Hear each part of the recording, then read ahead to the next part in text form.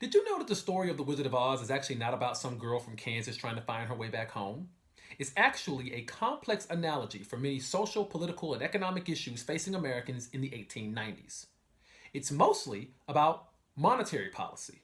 First, you have the yellow brick road, which is a representation of the gold standard or the use of gold to back American currency. Dorothy's ruby slippers were actually silver in the original novel, and that was to represent the silverites, or people who wanted silver along with gold to back American currency. Think about the title Oz, OZ, which is an abbreviation for ounces, which is how we measure gold and silver. You have the Scarecrow, which represented American farmers, the Tin Man, which represented American steel workers, and the Cowardly Lion, which represented politician Williams Jennings Bryan, the Bernie Sanders of his day. Notice the yellow brick road leads us to the Emerald City, which represented greenback money, which was a fiat version of money with no real intrinsic value.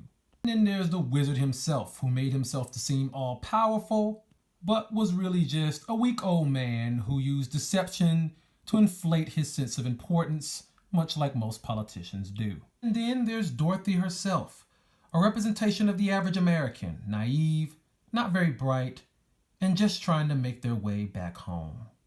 And if you play that shit alongside Pink Floyd's The Dark Side of the Moon, it really syncs up.